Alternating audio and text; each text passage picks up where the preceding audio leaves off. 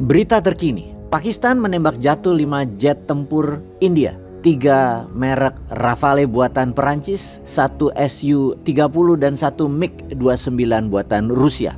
Bravo Pakistan, dan pastinya bravo Tiongkok. Peristiwa perang dogfight pertempuran udara adalah antara Pakistan versus India di lapangan sebagai battleground. Namun mata pengamat intelijen pertahanan dunia ada di pesawat J-10C buatan Tiongkok yang dipakai Pakistan. Karena dalam satu pertempuran udara, pesawat Prancis dan Rusia kalah dengan pesawat buatan Tiongkok. Sebuah pembuktian yang mengejutkan karena menstempel pesawat buatan Tiongkok tersebut menjadi battle proof, terbukti di medan perang dan menang. Sejak peristiwa tersebut, dunia sekali lagi menjadi bergeser aksis kekuatan militer atau global power. Bayangkan betapa kagetnya kita melihat kenyataan di mana Indonesia ternyata telah mengadakan kontrak pengadaan tahap pertama dengan Dassault Aviation, perusahaan pesawat terbang terkemuka dari Prancis Rafale, pesawat tempur generasi 4,5 tersebut. Pada bulan September 2022 sejumlah 6 unit, kemudian bulan Agustus 2023 sejumlah 18 unit. Secara total pengadaan pesawat tempur Rafale oleh Kementerian Pertahanan RI itu berjumlah 42 unit yang dideliver lengkap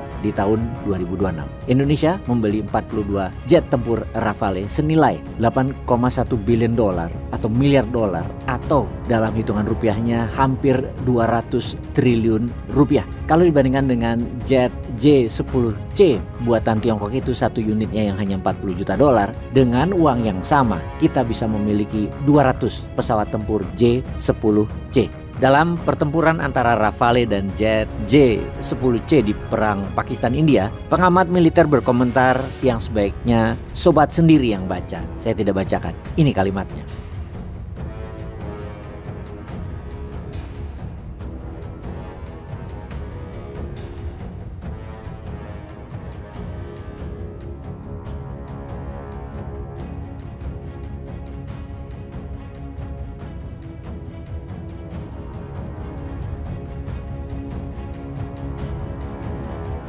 Oke lah, semua sudah terjadi. Indonesia sudah keburu pesan, sudah bayar sebagian. Uangnya hampir 200 triliun tersebut entah dari mana. Mudah-mudahan nggak pakai utangan, karena kalau pakai utang harga pesawat Rafale-nya jadi luar biasa besarnya. Semoga pejabat dan negara telah mempertimbangkan pembelian ini, dianalisa apa efek geopolitiknya, apa efek politiknya di dalam negeri, dan semuanya positif bagi nusa dan bangsa. Kembali ke J-10C, di mana Mesir saat ini akan membeli dalam jumlah besar kepada Tiongkok. Juga beberapa negara Afrika berminat, dan ini game changing banget. Apalagi Tiongkok punya pesawat jet tempur generasi ke-6 J-36 yang disebut jet siluman. Semua ini apa artinya bagi keamanan global? Pertama-tama di sini membuktikan bahwa Tiongkok bukan hanya sejajar dengan Inggris, Prancis, dan Rusia sebagai produsen jet perang, namun posisinya sudah lebih sedikit di atas Amerika. Pesawat F-16 Amerika, F-22 dan F-35 yang harganya 4-5 kali lebih mahal dari buatan Tiongkok membuat sulit menjual F-35 Amerika juga F-22 ke negara lain karena ada punya Tiongkok yang lebih murah dan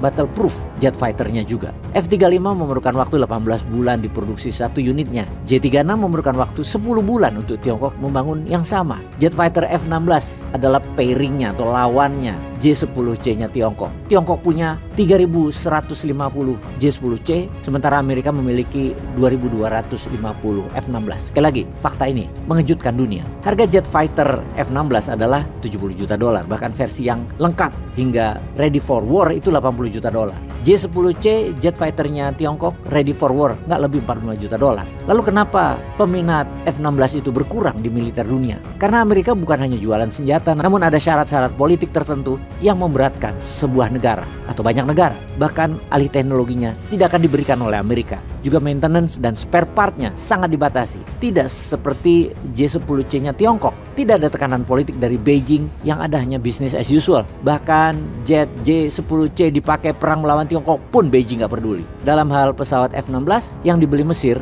sudah punya 200 unit selama ini. Dan tidak boleh dipakai menyerang Israel. Ya kedepannya mendingan beli jet fighter Tiongkok lah. Oke, menurut sobat, kita harus ambil J-10C juga nggak? Atau kita batalkan pembelian Rafale demi efisiensi anggaran, agar anggaran tadi bisa buat program MBG yang bisa berjalan lancar dan tidak banyak lagi anak keracunan makanan yang dimasak oleh tim yang bukan pakar makanan.